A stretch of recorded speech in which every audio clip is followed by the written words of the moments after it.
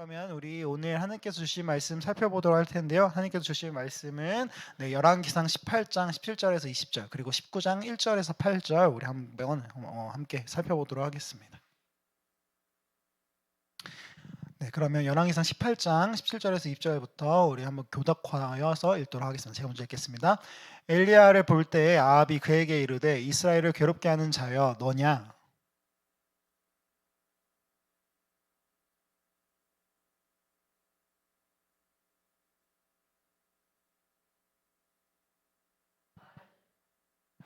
그런즉 사람을 보내 온 이스라엘과 이세벨의 성에서 먹는 바알의 선지자 450명과 아세라의 선지자 400명을 갈멜산으로 모아 내게로 나아오게 하소서.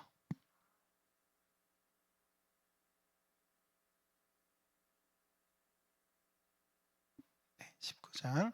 아합이 엘리야가 행한 모든 일과 그가 어떻게 모든 선지자를 칼로 죽였는지를 이세벨에게 말하니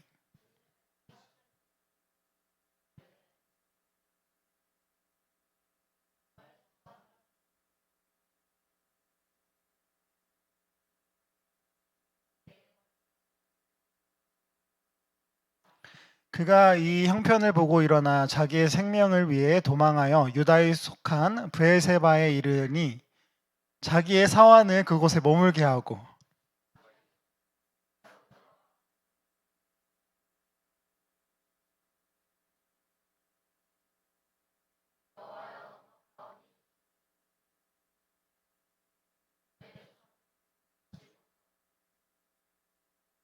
로뎀나무 아래에 누워 자더니 천사가 그를 어루만지며 그에게 이르되 일어나서 먹으라 하는지라.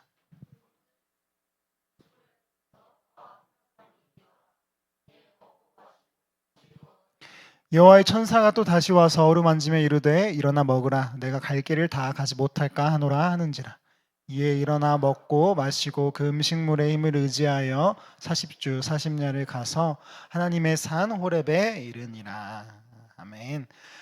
오늘 이 시간에는 지난번에도 말씀드렸듯이 그리고 또 계속해서 믿음의 산을 오르면서 하나씩 정복해 가보려고 합니다. 그래서 아마 한 2월 달 정도까지는 우리가 믿음의 산을 오르라라는 주제로 계속해서 우리 살펴보도록 하겠습니다. 그래서 수련회에 이어서 오늘은 믿음의 산을 오르라 세 번째 이야기인데요. 근데 오늘은 좀 바쁠 예정입니다. 왜냐하면 산을 2개나 올라야 되거든요. 그래서 우리 2개 올라가기 때문에 빠르게 진행하도록 하겠습니다. 그러면 마음의 준비 되셨나요? 좋습니다. 오늘 말씀 한번 들어가 보겠습니다. 여러분은 혹시 살아가시면서 혹시 기분이 갑자기 확 바뀌는 경험을 해보신 적이 있나요? 그렇죠? 기쁘다가 또 슬프고 또 슬프다가 또 기쁘고 평화롭다가도 갑자기 막 되게 불안하고 초조하고 자신감이 넘치다가도 또 이렇게 또 불안하고 아마 적어도 한 번쯤은 있으실 것 같습니다. 이유가 어떻든지요. 그런데 오늘 본문을 보니까 엘리야도 좀 그런 것 같아요. 오늘 말씀을 보시면서 좀 말씀이 많기 때문에 잘 느끼지는 못하셨을 것 같은데 오늘 말씀을 살펴봤을 때 18장을 읽었을 때 그리고 또 19장을 읽었을 때는 미묘하지만 아니 미묘하다기보다는 좀 명확하게 좀 더 명확한 어떤 차이점들이 있었습니다. 18장은 어때 보였나요? 18장 왠지 엘리야에게 보이는 느낌은 왠지 당당함 그리고 자신감 뭔가 믿음 이런 거예요. 열왕기상 18장 17절에서 19절에 보면 이렇게 이야기합니다. 엘리야를 볼 때 아합이 그에게 이르되 이스라엘을 괴롭게 하는 자여 너냐? 그러니까 아합 왕이 지금 엘리야에게 물어보니까 그가 대답하되 내가 이스라엘을 괴롭게 한 것이 아니라 당신과 당신의 아버지의 집이 괴롭게 하였으니 이는 여호와의 명령을 버렸고 당신의 바알들이 따랐습니다. 그런즉 사람을 보내 온 이스라엘과 이세벨의 상에서 먹는 바알의 선지자 450명과 아세라의 선지자 400명을 갈멜산으로 모아 내게로 나오게 하소서. 지금 아까 말했듯이 여기 이 아합이라는 사람은 왕이란 말이에요. 왕. 근데 왕에게 엘리야가 지금 내 탓이 아니라 당신 탓입니다. 내가 아니라 당신과 당신의 집이 지금 이스라엘을 괴롭게 하고 그러니까 당신의 때문입니다라고 말을 하고 있는 거예요. 그리고 너가 자신하는 그 바알과 아세라의 선지자를 보내봐라. 지금 그렇게 한번 말을 하고 있는 것입니다. 그런데 곧장 19장을 넘어가 한번 볼게요. 이제 18장과 19장이 어떻게 다른지 한번 보기 위해서 19장으로 넘어가면 19장 4절에서는 이렇게 얘기합니다. 자기 자신은 광야로 들어가 하룻길쯤 가서 한 로뎀나무 아래에 앉아서 자기가 죽기를 원하여 이르되 여호와의 넉넉하오니 지금 내 생명을 거두시옵소서. 나는 내 조상들보다 낫지 못하나이다 하고 지금 엘리야가 어느 광야 로뎀나무 아래에 주저앉아서 죽기를 원하고 있어요. 도대체 그 사이에는 무슨 일이 있었던 걸까요? 왜 엘리야는 이렇게 갑자기 순식간에 이렇게 돼버린 걸까요? 자신감이 넘치던 그런 엘리야에서 지금은 자기가 너무나 초라하고 죽기를 원하는 그런 엘리야가 돼버렸어요. 오늘 그래서 우리는 이 이야기의 배경을, 이 이야기에 담긴 내용을 좀 알 필요가 있어 보입니다. 그래서 간략하게 좀 설명한다 그러면 아합 왕, 아까 나왔던 그 아합 왕은 우상을 따르는 왕으로 이스라엘을 잘못된 곳으로 이끌면서, 그리고 엘리야의 표현에 따르면 괴롭게 하고 있었습니다. 그래서 하나님의 선지자였던 엘리야는 하나님의 말씀에 따라 이스라엘 백성들 앞에서 누가 참 신인지, 누가 진정한 이스라엘의 주인인지 지금 가려보자라고 그렇게 하고 있는 것입니다. 그 이후에 벌어지는 일, 그러니까 우리가 함께 살펴본 18장과 19장 사이의 내용은 바로 엘리야 대 바알을 따르는 450명의 선지자, 아세라를 따르는 400명의 선지자, 즉 1대 850명의 대결, 어떻게 보면 이런 전투를 하게 되었습니다. 물론 이렇게 막 몸으로 싸우는 것은 아니고요. 그러니까 뭐 엘리야가 뭐 전투를 했던 건 아니고, 갈멜산이라는 곳에 올라서 송아지를 제단에 놓고 각자의 신에게 기도하여서 의식을 행하여서 불로 그 송아지를 태우게 하면 된다는 거예요. 그래서 먼저 바알과 아세라 선지자들에게 기회가 주어졌습니다. 그들은 그들 나름대로의 기도와 의식을 행하면서 노력을 했습니다. 그 방법에는 심지어 자신을 학대하면서 자신의 몸에 피를 내면서 어떻게 보면 좀 뭐랄까 잔인한 그런 방법으로 의식을 치르기도 했죠. 그런데 과연 이 응답이 되었을까요? 아니겠죠? 그렇죠. 우리가 알다시피 아닙니다. 불이 안 붙었습니다. 절대 아닙니다. 그런데 이것을 아침부터 낮 그리고 저녁에 이르기까지 오랜 시간 동안 했음에도 불구하고 좀 소식이 없었습니다. 그런데 그때 이제 엘리야가 이제야 나섭니다. 여기서 엘리야의 자신감과 당당함을 우리는 또 볼 수가 있는데요. 백성들에게 가까이 오라고, 그러니까 지금 내가 이제 이 기도를 할 텐데 가까이 와서 보라고 하고 있고, 또 상식적으로는 이해할 수 없는 행동을 합니다. 그 제단을 쌓으면서 도랑을 만들어요. 도랑. 그리고 도랑 뭐예요? 물이 지나가는 곳. 한 번 채우고, 두 번 채우고, 세 번 채워요. 제단을 적시고 또 그 도랑을 가득 채웠습니다. 근데 이 행동이 왜 이상한 걸까요? 지금 이 제사에 있어서 아까 신이 응답하는 방법이 무엇이라고 했죠? 어떻게 응답하는 게 이기는 거라고 했어요? 그 재물을 불로 태우면 이기는 거라고 했잖아요. 그런데 물을 가득 채운다라는 거예요. 근데 물과 불은 상극이잖아요. 그래서 이것이 바로 엘리야의 자신감이자 당당한 모습을 잘 보여주는 것입니다. 결국에 하나님께서는 그 제단을 태우시고 물 한 방울도 없이 그 재물을 태우셨습니다.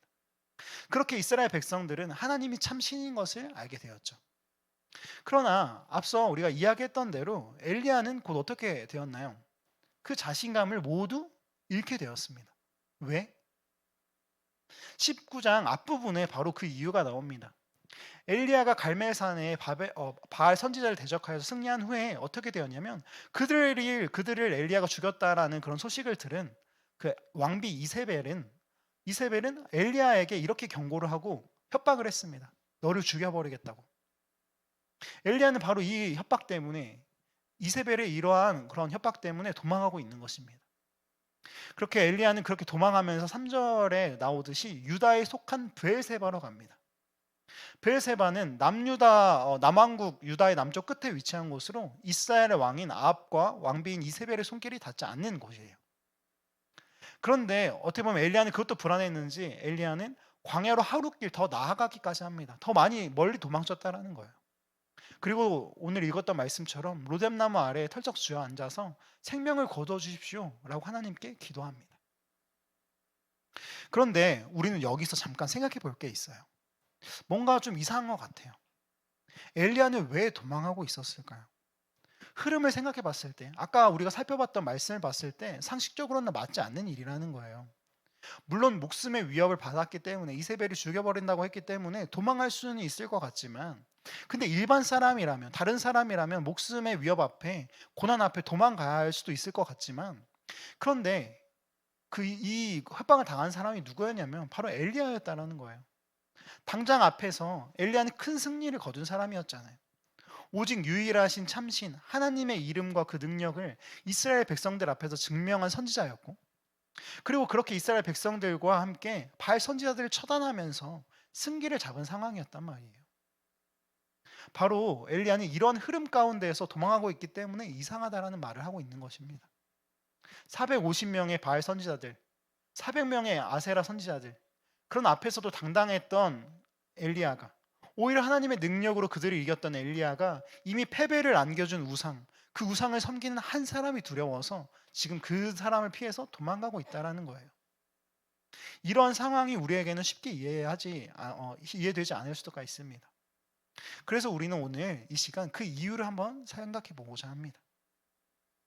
우리는 10절에 엘리야의 답변에서 그 이유를 추측해 볼 수가 있는데요. 한번 우리 다 같이 읽어보도록 하겠습니다. 시작. 그가 대답하되 내가 만군의 하나님 여호와께 열심히 유별하오니 이는 이스라엘 자손이 주의 언약을 버리고 주의 제단을 헐며 칼로 주의 선지자들을 죽였음이오며 오직 나만 남았거늘 그들이 내 생명을 찾아 빼앗으려 하나이다. 여기서 우리는 두 가지의 이유를 찾을 수가 있는데요. 먼저 엘리야는 하나님 여호와께 열심히 유별한 사람이었다라는 것입니다.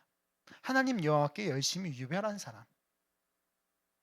그렇습니다. 엘리야는 누구보다 하나님을 사랑했고 하나님이 사랑하시는 이스라엘을 사랑하면서 또 애통해하면서 그들이 하나님께 돌아오기를 부르짖었고 그렇게 바랬던 사람이었어요.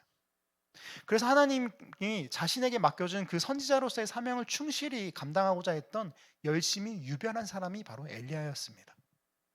그런데 그 열심에도 불구하고, 사명에 대한 열심에도 불구하고 함께 바알의 선지자를 처단했던 이스라엘 백성들은 다시 한번 자기를 죽이려고 합니다. 10절의 말처럼 주의 언약을 버리고 주의 제단을 헐며 주의 선지자들을 죽이는 데 열심이었기 때문에 엘리야는 지금 낙담하고 무너져 버린 거예요. 자신의 사명에 있어서 어느 순간 벅차게 돼 버렸습니다. 내가 이것을 감당할 수 있을까? 두려워졌습니다. 그래서 아무 변화도 없어 보이는 자신의 사역과 선조들의 사역을 비교하면서 자신이 선조들보다 낫지 못한다라고 그렇게 말을 하고 있는 것입니다. 그렇게 자신감을 잃어버렸어요. 그리고 바로 두 번째, 여기 중요한 이유가 하나 더 나옵니다. 바로 혼자라는 생각입니다. 엘리야는 함께하던 사환이 있었다고 했는데 근데 그를 보내버리면서 더 혼자 됩니다. 더욱더 자신을 고립시킵니다. 그리고 19장 10절 하반부에서는 선지자들의 죽음을 말하면서 오직 나만 남았거늘 이렇게 표현하고 있어요. 아, 그럼 엘리야도 외로웠나 보다, 믿을 사람이 없었나 보다라고 그렇게 생각할 수가 있겠지만, 근데 18장 22절 여기서 우리가 또 한 가지 사실을 발견합니다. 엘리야가 백성에게 이르되 여호와의 선지자는 나만 홀로 남았으나 바알의 선지자는 450명이로다. 여기 비슷한 부분이 뭐예요? 아까 19장과 18장과 19장에 동시에 나오는 거? 혼자라는 이야기를 계속하고 있어요. 그런데 아까 말했잖아요. 18장과 19장은 분위기가 다르다고요. 왜 그때 혼자랑 왜 지금의 혼자랑은 이렇게 다른 거죠? 사실 여기에서도 나만 홀로 남았다라고 그렇게 이야기를 했어요. 그런데 여기에서는 불안함이나 벅참이나 할 수 없다라는 그런 뜻보다는 저들은 저렇게나 많지만 그것이 문제가 되지는 않습니다. 너희들은 많지만 나는 그것이 두렵지 않아. 나는 할 수 있어. 너희들이 몇 명이나 와봐라. 나 혼자로도 충분해. 라는 이런 내용을 담고 있다는 거예요. 자신감의 표현이죠. 그러니까 사실 좀 그럴 수도 있지만 엘리야는 원래부터 혼자였어요. 갑자기 19장에서 혼자라는 걸 느낀 게 아니라 사실 18장에서부터 혼자라는 걸 알고 있었습니다. 그런데 왜 이제 와서 새삼 혼자라는 게 왜? 우리는 바로 이 혼자라는 것에 대해서 다시 살펴봐야 됩니다. 엘리야는 사실 그저 자신이 혼자라는 그 사실이 두려운 것이 아니었습니다. 홀로 내 편도 없이 홀로 죽어갈까봐, 그렇게 아무런 성과 없이 죽어갈까봐 두려운 것이 아니었어요. 오직 나만 남았거늘. 무슨 뜻이냐면 홀로 남은 선지자인 자신이 죽음으로써 이제 이스라엘의 하나님의 말씀이 더 이상 전해지지 못할까봐 그것이 두려운 거였습니다. 하나님이 맡기신 사명에 대한 사랑, 이스라엘 백성에 대한 애통과 사랑이었고, 이러한 사명을 완수하지 못할 것에 대한 그런 두려움이 있었다라는 거예요. 우상을 숭배하고 자신을 죽이려 하는 이스라엘의 모습을 보면서 비록 아무것도 변하는 것이 없어 보이지만 하나님이 맡기신 사명을 포기할 수 없었던 것입니다. 어쩌면 엘리야의 사절의 고백, 여호와여 넉넉하오니 지금 내 생명을 거두시옵소서, 자신의 생명을 걷어달라는 것은 자신의 처지에 대한 막막함에 대한 어떻게 보면 고백이고, 답답한 일을 해결할 힘을 달라라는 그런 간구인 것입니다. 즉 오직 나만 남았습니다 라는 이 말은 원래는 많았지만 이제 나만 남았습니다. 하나님의 선지자로 그들 이스라엘의 백성에게 하나님의 말을 전할 사람은 이제 나만 남은 것 같습니다. 그런데 이제 나마저 죽어버리면 그 이스라엘 백성이 하나님이 맡기신 사명이 어떻게 되어버릴까 두렵습니다. 주님의 도우심이 필요합니다. 이것이 오늘 내가 하나님께 찾아온 이유입니다. 이렇게 말하는 것입니다. 그래서 즉 엘리야의 두려움은 하나님과 하나님께서 맡기신 사명에 대한 걱정이었고, 하나님의 꿈을 향한 엘리야의 소망이었습니다. 이렇게 보니까 엘리야의 마음이, 그 혼자라는 마음이 좀 이해되는 것도 같습니다.